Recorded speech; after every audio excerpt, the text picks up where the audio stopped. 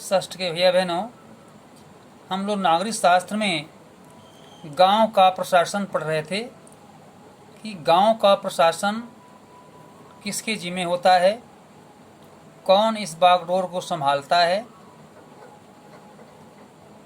ग्राम समाज, ग्राम पंचायत और ग्राम का जो मुखिया होता है उसके हाथों कैसे इस गांव की व्यवस्था होती है और जो विवाद झगड़े इत्यादि होते हैं वो पुलिस थानाध्यक्ष द्वारा कैसे निपटाया जाता है।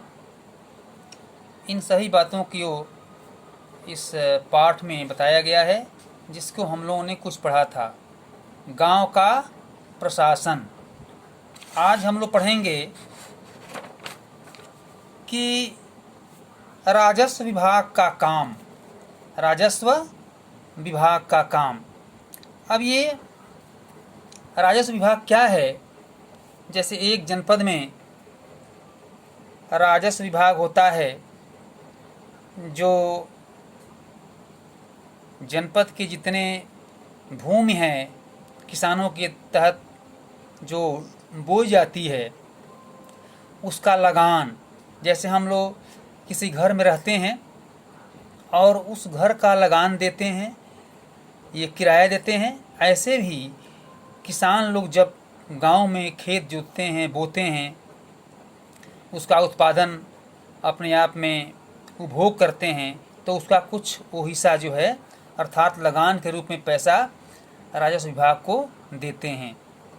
हम ये देखते हैं कि वास्तव में ज़मीन को नापना और उसका रिकॉर्ड रखना, ये सब प्रकार के जो नाप तोल है, जो उसका कागजी कार्रवाई है, ये सब एक अमीन और लेखपाल द्वारा उसका हिसाब किताब रखा जाता है, जो उसका ब्यौरा रखता है और जनपद में हर एक प्रकार के वो भूमि संबंधी रिकॉर्ड प्राप्त होता है।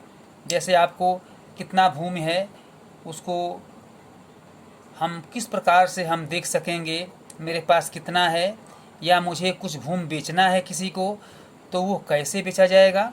ये कोई कपड़ा नहीं, कोई वस्तु नहीं कि हम जाएंगे और सामान लेंगे और पैसा देंगे और आलू या फल या कोई चीज़ हम खरीद के चले आएंगे।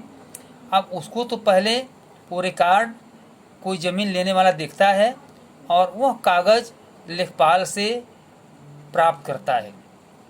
इस प्रकार से ज़मीन का क्रय विक्रय जो है कोर्ट कचहरी में होता है। तो ये लगान जो है, ये राजस्व विभाग जो है गांव-गांव से जो खेत हैं उसका लगान राजस्व विभाग जो है अपने कर्मचारियों द्वारा वसूली कराता है। और वही जिसको हम पटवारी भी कहते हैं, जो पटवारी, अमीन, लेखपाल, ये विभिन्न राज्यों में, जनपदों में इनको विभिन्न नामों से भी जानते हैं। आमतौर पर पटवारियों के पास खेत नापने के अलग अलग तरीके भी होते हैं। वे जरीब और फीते अपने साथ रखते हैं और खेत की नपाई करते हैं। और कहीं कहीं मान लो कि विवाद होता है कि मेरा खेत मेड़ तोड़ करके इसने इतना बढ़ गया तो वह कैसे ठीक कराएगा, तो उसके लिए वो हिसाब रखता है कि वह नाप जोख करता है और तब उसे बताता है कि आपका यहाँ से होगा। एक खाका, एक नक्शा उसके पास होता है। आप लोग नक्शा को मानचित्र में हम बताए थे कि प्रत्येक गांव का एक ये कागज़ नहीं बल्कि कपड़े का एक नक्शा होता है। उसी नक्शे में आप ये इतने इंच से 1 इंच का एक स्केल के बराबर होता है और उसको देख करके पैमाना मापक होता है। उसी के आधार पर उस खाके में देख करके बताते हैं यह कितने पैमाने का कितना है और वह कैसे इसका उपयोग करते हैं।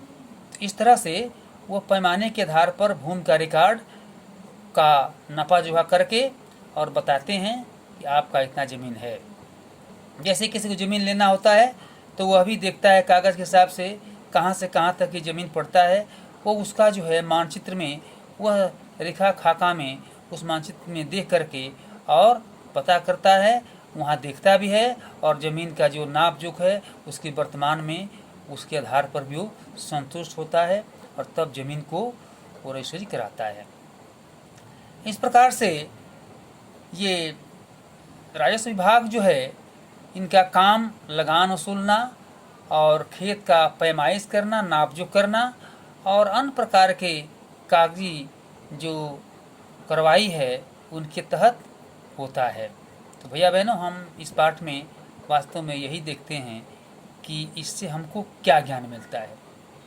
तो हम कभी अपने जीवन में कभी इस साइट का नौकरी प्राप्त कर लेंगे, कोई भैया लेखपाल बन गया, अमीन बन गया, कानगोई बन गया या पटवारी बन गया, तो जब उसके जीवन में ये काम आएगा और जब उसको इस नक्शा को देख करके और वह काम करना शुरू करेगा, तो वास्तव में उसके जीवन में पढ़ी हुई बात जो है याद आती है कि यह पाठ हम लोगों ने 6 में पढ़ा था, इस प्रकार की बातें आचार्य जी द्वारा बताया गया था, पाठ में लिखा गया था। तो ऐसे ऐसी बातों को हम अध्ययन हम करते हैं।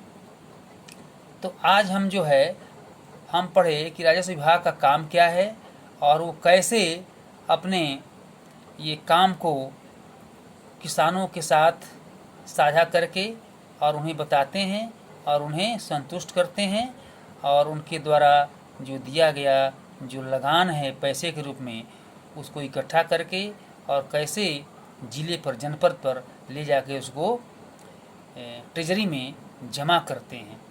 इस प्रकार से आप इस पाठ को एक बार और पढ़ेंगे और पढ़ करके फिर जो क्वेश्चन आपको दिया जाएगा इसको आप लोग लिखेंगे।